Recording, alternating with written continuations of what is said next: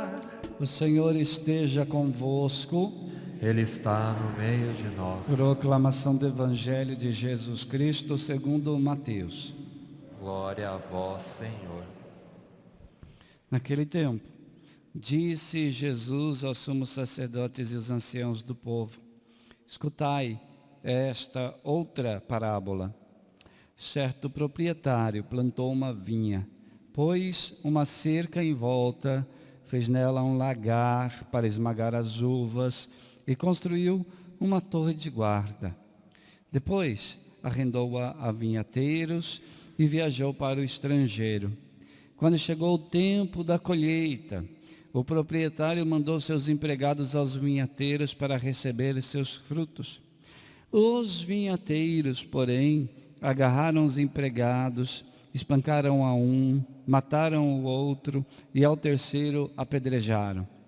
O proprietário mandou de novo outros empregados em maior número do que os primeiros, mas eles os trataram da mesma forma. Finalmente, o proprietário enviou-lhes o seu filho pensando: ao meu filho eles vão respeitar. Os vinhateiros, porém, ao verem ao filho, disseram entre si: este é o herdeiro, vinde, vamos matá-lo e tomar posse da sua herança. Então agarraram o filho, jogaram-no para fora da vinha e o mataram. Pois bem, quando o dono da vinha voltar, o que fará com esses vinhateiros? Os sumos sacerdotes e os anciãos do povo responderam: com certeza mandará matar de modo violento esses perversos e arrendará a vinha a outros vinhateiros que lhe entregarão os frutos no tempo certo. Então Jesus lhes disse: vós nunca lestes nas Escrituras? A pedra que os construtores rejeitaram tornou-se a pedra angular.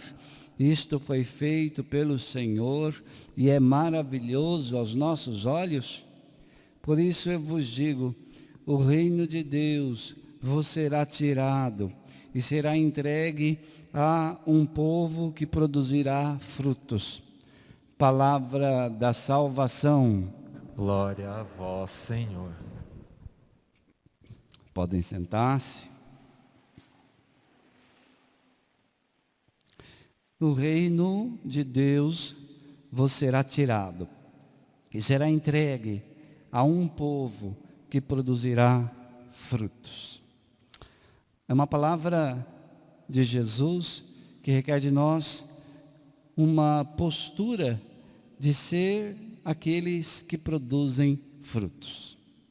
A primeira leitura deste domingo nos fala, está muito conectada com este evangelho, e nos fala de um amigo que planta uma vinha, rodeia esta vinha com uma cerca, cava um lagar e constrói uma torre.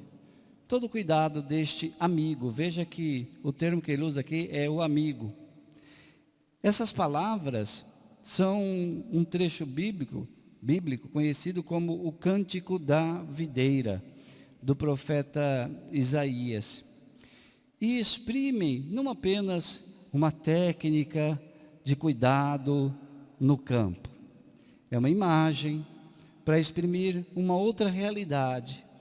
A realidade que eles querem exprimir é a história de amor de um Deus que ama o seu povo. E o povo então é comparado com esta vinha. Então é Deus este que cerca de cuidados o seu povo. É Deus este que torna esse povo fecundo. É Deus este que se desdobra em cuidados e amor. Mas não apenas a vinha seria o povo de Israel. Não só Israel é a vinha do Senhor, mas também a igreja é a vinha do Senhor, e até mesmo a humanidade, porque todos são amados por este Deus que se desdobra em amor e cuidado. Esta vinha que o Senhor criou também é protegida por Ele e é cheia de dons. Esse Deus escolheu isso, escolheu proteger, escolheu dar dons ao seu povo. Este Deus escolheu estabelecer uma relação de amor com a vinha, que é o seu povo. Mas essa escolha é uma escolha tão bela, que requer de quem é escolhido também a participação. É necessário, então, que os homens aceitem este amor, seja do povo de Israel, seja a igreja de Jesus Cristo, seja quem for. É necessário que os homens aceitem este amor e respondam com amor. De que maneira? Dando bons frutos. Aceitar este amor requer essa resposta não apenas intimista, mas requer essa resposta de cada um com a prática de uma vida nova, produzindo bons frutos.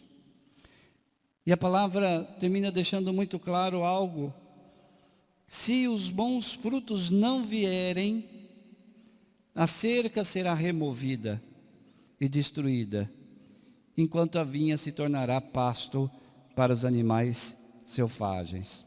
É o que dizia a primeira leitura. O que eu vou fazer com a minha vinha? Vou retirar as suas cercas, porque a minha vinha, ao invés de produzir frutos bons, produziu frutos selvagens. Olhando para o Evangelho, o exemplo que Jesus dá é o exemplo de Israel. Israel como um povo que, em grande parte, não entregou os frutos que deveria dar. Pelo menos o texto do Evangelho de hoje é dirigido aos religiosos, aos líderes. Esses não produziram os frutos que deveriam produzir. O Senhor, então, se voltará para outros, para aqueles a quem os líderes de Israel, esses líderes, desprezaram. Ou seja, já que os próprios líderes não produziram frutos, então Deus vai olhar para quem pode produzir frutos, para quem deseja produzir frutos, para quem está disposto a produzir frutos. E para esses, Deus vai entregar a sua vinha. Então, podemos pensar que a vinha do Senhor é o lugar onde é possível dar frutos. E é assim que nós devemos nos entender. Nós estamos neste lugar onde é possível dar frutos. E a obra de Jesus foi justamente essa. Jesus nos inseriu na vinha. Nós não somos do povo de Israel, mas Jesus nos inseriu, nos enxertou neste lugar, nesta vinha, onde nós, o povo que Ele escolheu, pode dar frutos. Aquele que nos enxertou na videira, na verdadeira videira, nos fará também dar os frutos do Espírito. Então aqui é importante destacarmos isso. Nós não somos fecundos por nós mesmos. Nós somos fecundos na medida em que somos enxertados na videira, na medida em que somos colocados na vinha, na medida em que o Espírito Santo nos torna fecundos. Somente mergulhados no Espírito de Deus, nós podemos dar frutos, nos ensina a igreja. Ele, curando as feridas do pecado, nos renova interiormente. A primeira obra que o Senhor fez foi essa. Quando nós fomos batizados, nós fomos lavados da mancha do pecado original. Então Ele curou a ferida que o pecado tinha causado. E Ele, através do nosso batismo, nos renovou interiormente, fazendo de nós pessoas transformadas espiritualmente. E essa graça batismal nos acompanha a vida inteira. A graça batismal essa transformação interior, essa cura do pecado, nos acompanha a vida inteira. A luz do batismo está acesa em nós, a graça batismal está acesa em nós. Então, Ele nos ilumina e nos fortalece para vivermos como filhos da luz. Repito, não somos fecundos por nós mesmos. Nós somos fecundos na medida em que vivemos sob essa força renovadora e transformadora do Espírito Santo. O Espírito Santo é aquele que nos ensina a rezar. Às vezes a gente se coloca diante de Deus, meu Deus, o que eu vou falar na oração? Eu vou para o meu quarto rezar, não sei bem o que eu vou fazer. O Espírito nos ensina a orar ao Pai. Ele nos impulsiona para a ação. É Ele quem nos dá a força para produzirmos os frutos, sobretudo o fruto da caridade. O texto do Catecismo da Igreja Católica diz isso. O Espírito ensina-os a orar ao Pai e nos impele a agir para produzir os frutos do Espírito mediante uma caridade ativa. Produzimos frutos mediante uma caridade ativa. A caridade ativa, a fé viva age pela caridade. Ou seja, na medida em que a nossa fé é viva, nós temos uma caridade ativa. É o que se espera, é o fruto do que se espera de quem tem uma fé viva.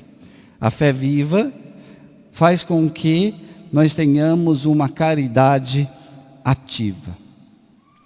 Jesus explica que, permanecendo nele, pela fé e pelo amor, somente dessa maneira nós podemos ser esse povo que corresponde ao seu amor. Nós dissemos no início, Israel não produziu fruto. Israel parece que não correspondeu a este cuidado. Somente permanecendo em Jesus, pela fé e pelo amor, poderemos corresponder ao seu amor. Ele disse, eu sou a videira, vós os ramos. Quem permanecer em mim e eu nele, esse dá muito fruto, porque sem mim nada podeis fazer. A causa para darmos frutos é essa. Quem permanecer em mim e eu nele, esse dá muito fruto. Permaneçamos então em Jesus, unidos a Ele, sob a força do Espírito Santo, poderemos dar frutos, fruto de caridade, frutos de uma fé viva. Louvado seja nosso Senhor Jesus Cristo. Para sempre seja louvado.